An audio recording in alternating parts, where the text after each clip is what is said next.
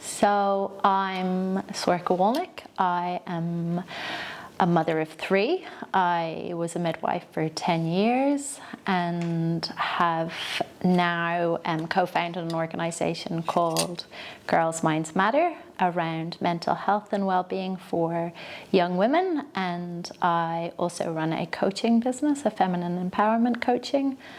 I have lived experience of mental health journey myself, which started in my early teens. Looking back just on those years and all the things I went through and the things I experienced and how, I guess, isolated I felt when I started my own healing journey then. It was something I was really happy to share with other people, and realizing that, yeah, we're not alone in this, that we actually all experience it to, some degree, and if not ourselves, then we have somebody really close to us.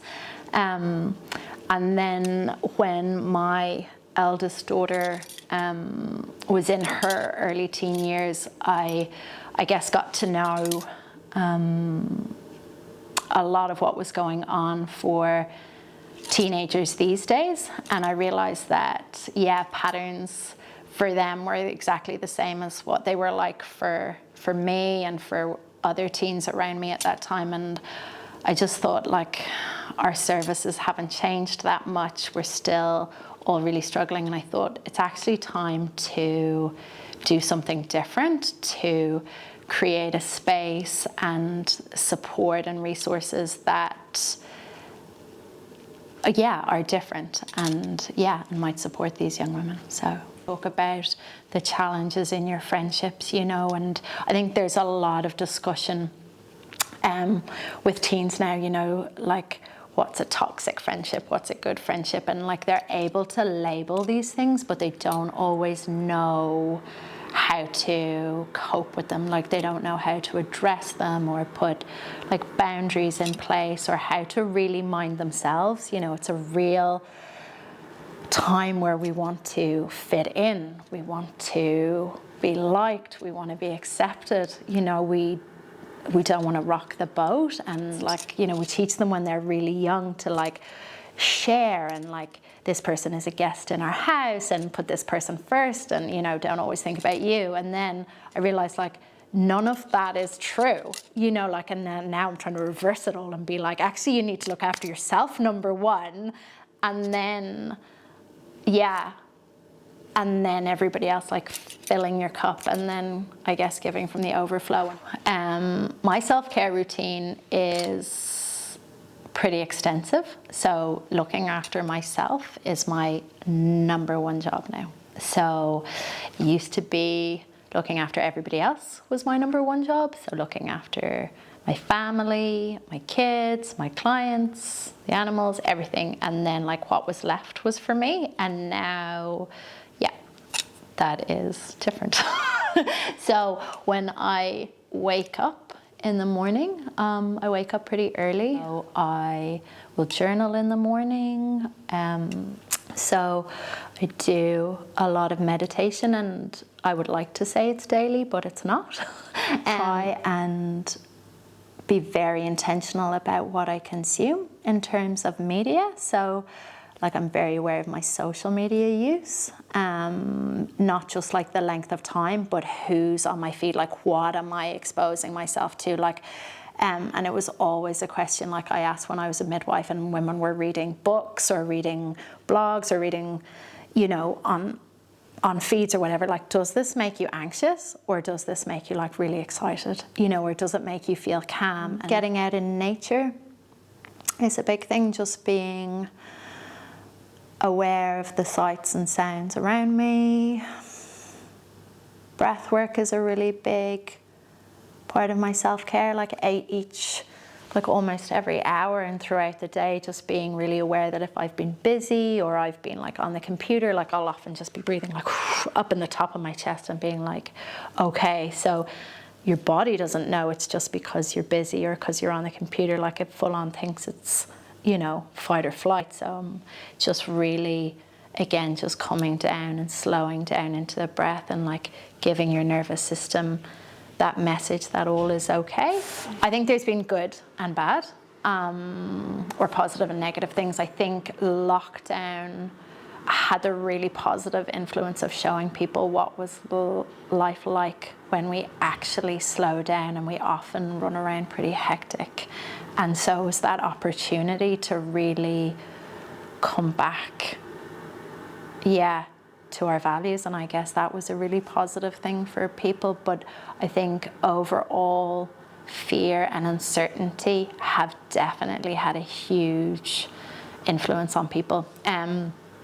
When the kids went back to school, and through Girls Minds Matter, I talked to the teachers, and through our yoga program and stuff, just really getting the feedback that COVID and that time affected young people a lot more than we understood or gave them credit for. That, we all thought, brilliant, they're probably loving not being in school, but actually it's a time for those young people where they are like peer focused, and they want to be with their mates, they want to be with their friends, and now they're like stuck at home. And I think that was,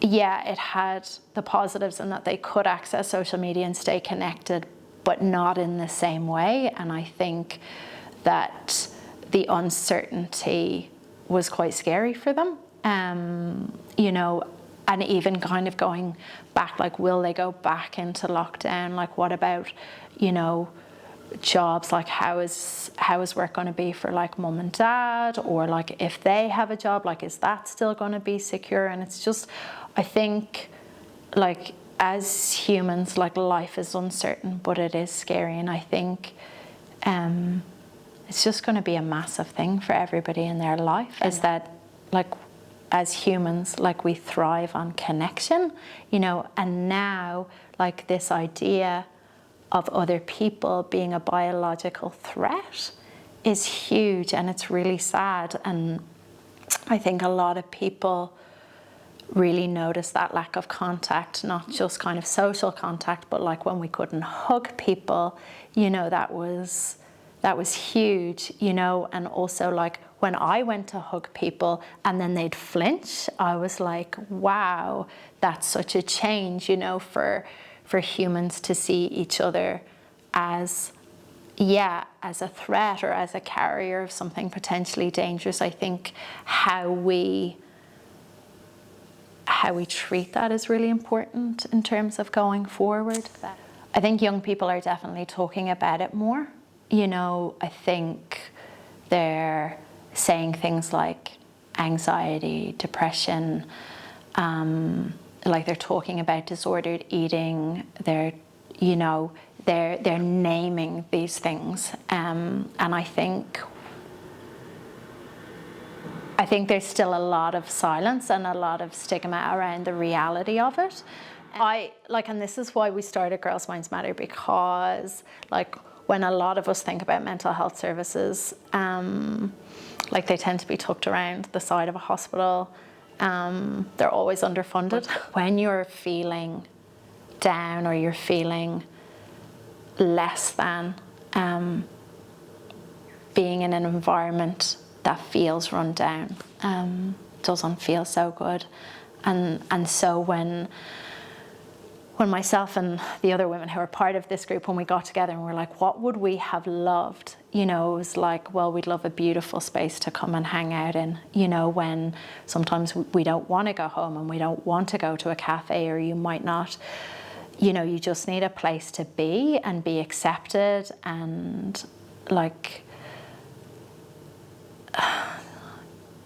just to come and meet other people who are going through something similar. And for that to be somewhere that feels good. And then, it was important for us to communicate to girls and to ourselves that, like, we are so worth this, So I guess I started noticing that I felt quite different maybe when I was 11 or 12.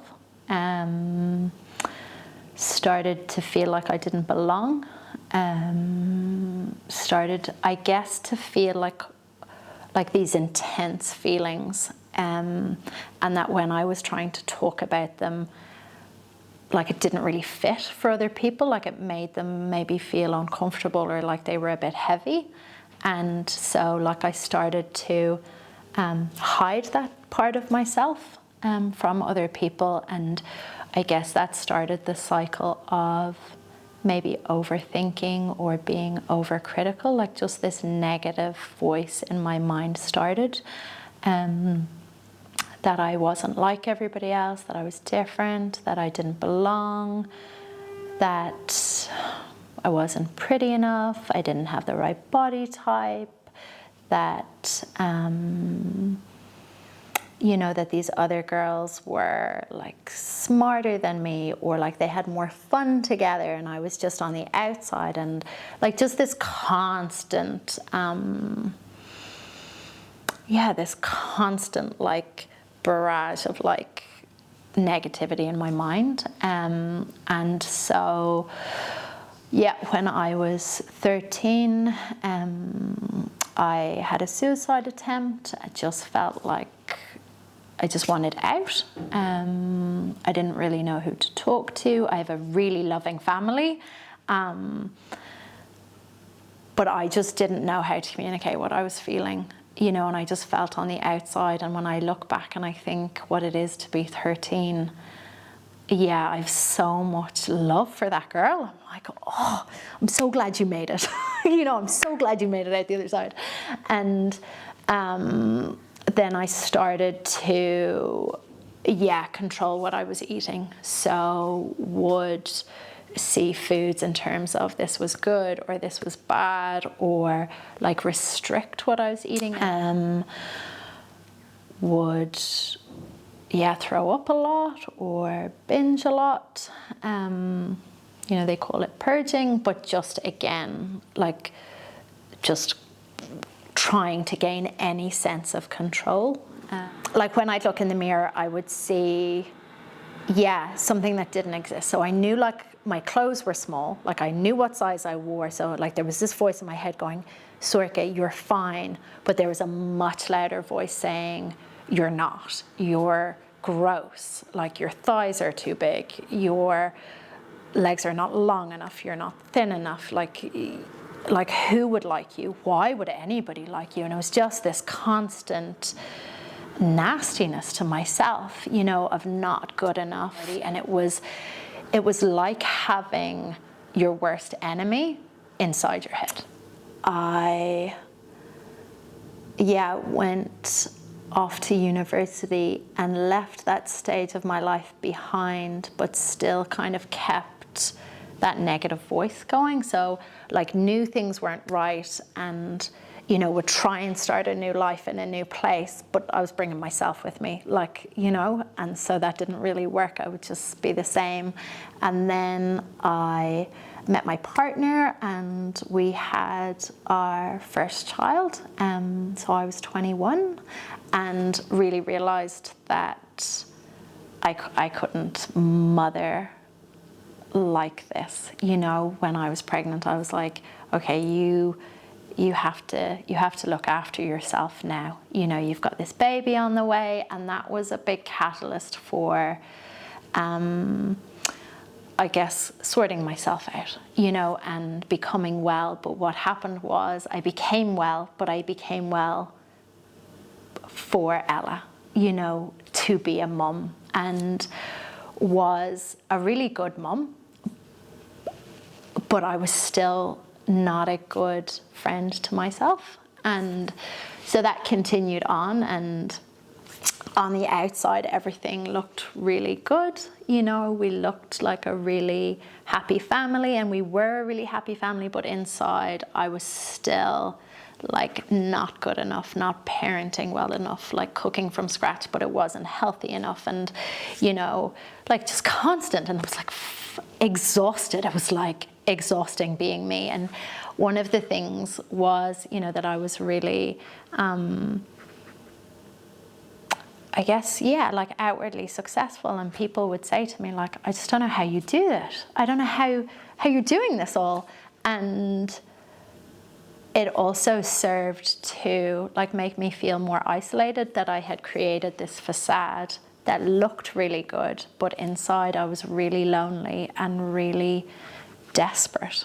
And so it came to a point, I guess, where I burnt out, essentially. And I knew then that my family were all fine. I was doing a really good job, but I couldn't continue my life the way it was, wearing myself down, and I felt like I was going crazy. I'd been having panic attacks at that stage, and just like this sense of impending doom regularly, and like, yeah, just no energy, just being exhausted all the time.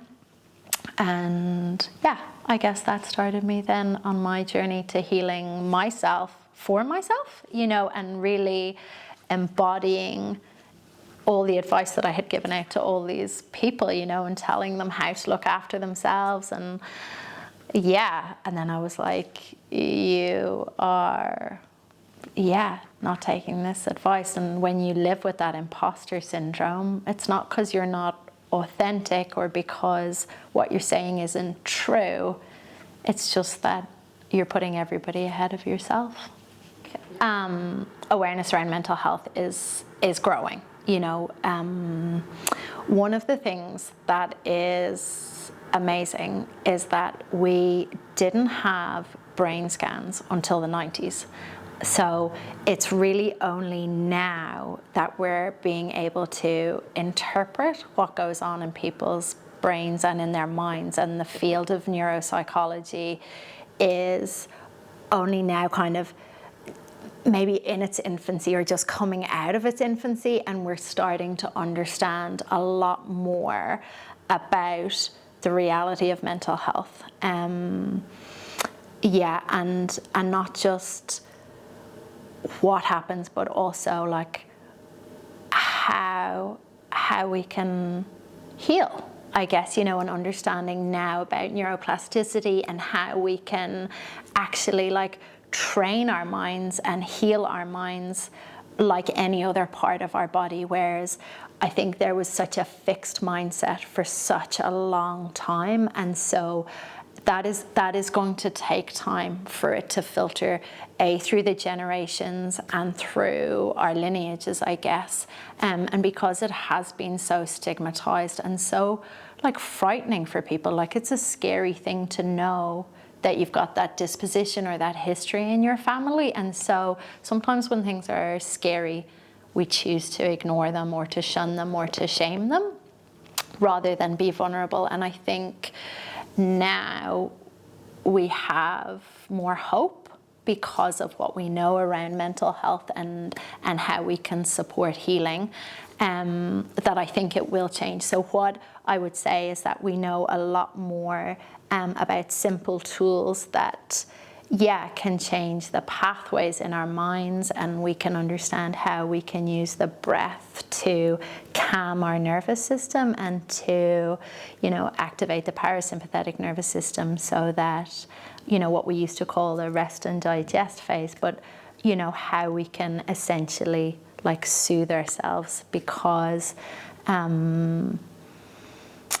yeah, like we understand now what stress is, and it provokes that fight or flight or freeze response, and like we literally are communicating to our body and all our systems that we're in danger all the time. And I think now we understand the effect of that on our minds and on our brains, and how we can, yeah, flip the switches. And I think using this kind of language can be really helpful for people who don't want the airy-fairy side of it, you know, to see it as, yeah, like neuropsychology or neurobiology, that there's a really strong foundation in what we know now. I think like one of the things that I communicate to parents of teenagers or grandparents of teenagers is that,